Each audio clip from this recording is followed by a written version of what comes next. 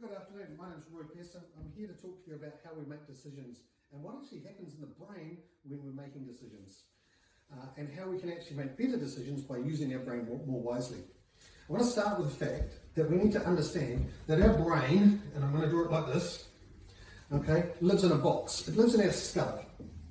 It's not attached to anything, it just lives there.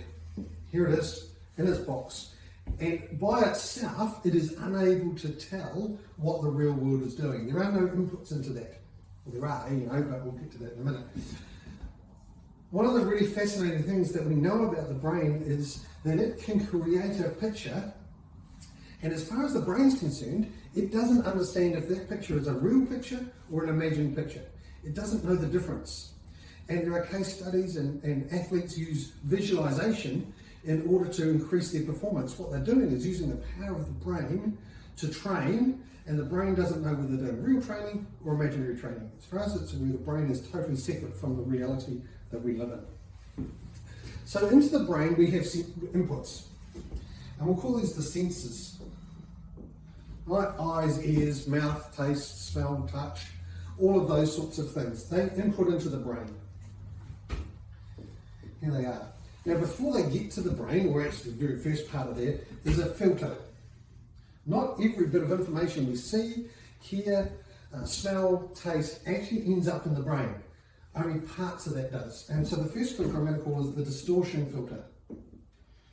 Right? So that is, have you ever used a camera and you've moved it, or you've seen a picture that's out of focus or something? Well, our eyes are like that as well. And so they see things as we move around, as we look around different places, and that movement creates a distortion. But in our brain, we don't see those, do we? So that's dumped. That distorted images, those out of focus, those blurred images, they're just thrown straight into the trash can and dumped. Now, I have to say here that those who wear glasses and contact lenses fix some of the distortions, but if you ever tried working with those without your glasses, what happens? You end up with headaches and so forth, because the brain is trying to override the distortion filter and get the information through. And that's one of the reasons how we notice that we actually are having vision problems is we start getting headaches. And it's because the brain is trying to override that distortion filter. We put a little lens in here, contact lens, a glass, fixes the distortion issue, and lo and behold, we end up having better information into our brain. There is another filter, and that is the relevance filter. Okay? And what we mean by that is this information important to me right now? If it's not, it gets dumped. So a vast majority of the information we see, hear, smell, taste is purely dumped just because it's not relevant. There's the old saying, you can only find what you're looking for. You only see what you're looking for. And there's some truth to that. If you're not looking for it, it's dumped.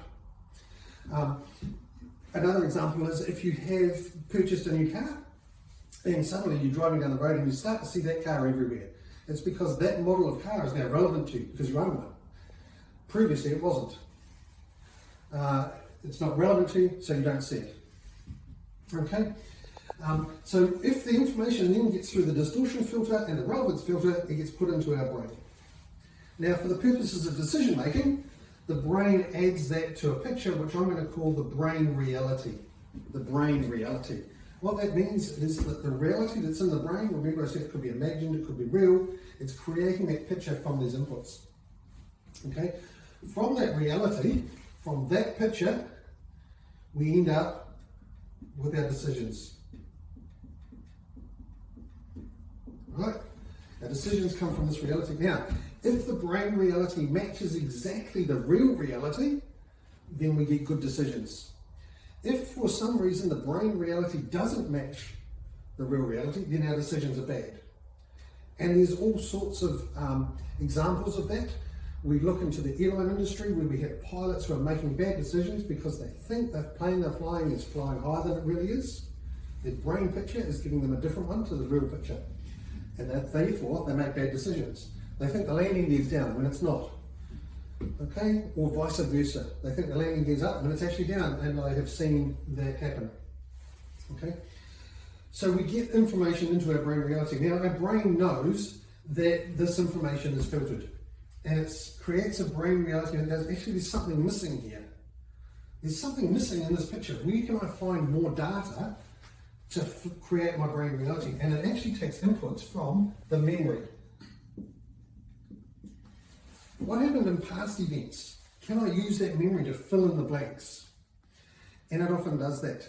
It picks up data out of the memory and it creates the brain reality. So you're actually having a brain reality situation that's not current today, but it was what last time you did that activity.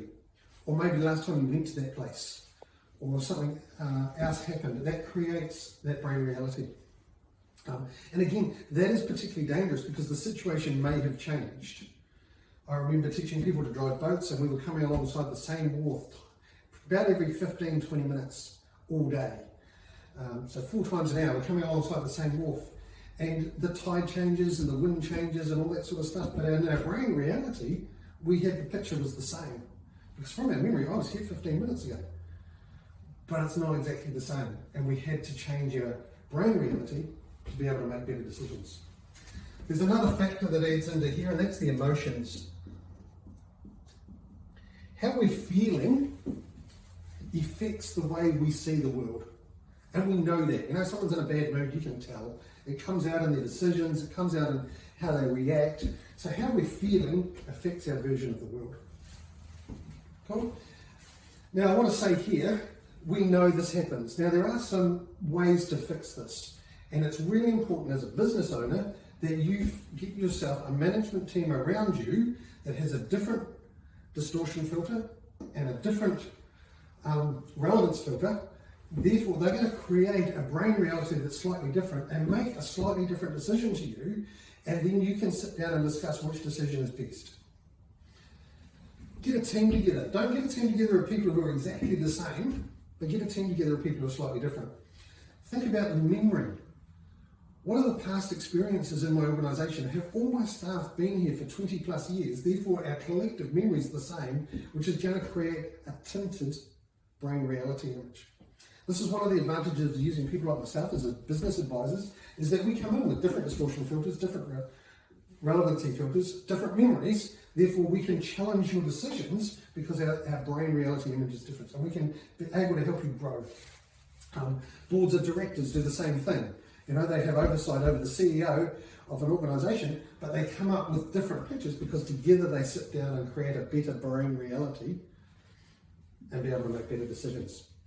So my challenge for you today, therefore, is to find some people that are going to help you challenge your brain reality. Oh, there's one other thing I wanted to say before we go, and that is, and this is a very dangerous thing, and I see this a lot, is that for some reason, a piece of input gets through the distortion filter, through the relevance filter, but it doesn't match our brain reality. It might be a piece of data that's inconsistent with what our brain reality. Now, our brain has a tendency to ignore that single piece of data.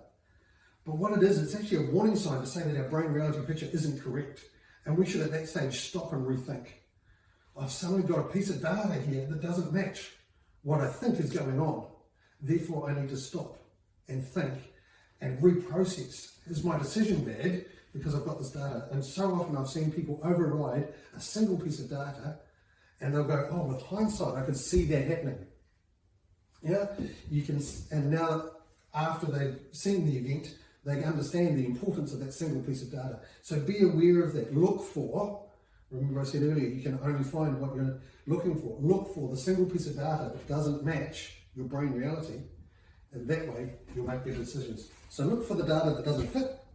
Find somebody who you can bounce your decisions off and ideas across to help you build a better reality. I teach Coast Guard rescue skippers how to do this, and I always say listen to your crew, because they'll see things differently, and your crew will say, oh, what about this? And you'll go, aha, yeah, I hadn't thought of that. I hadn't seen it quite that way. So they'll see things differently. Have a great day, make better decisions. See you later.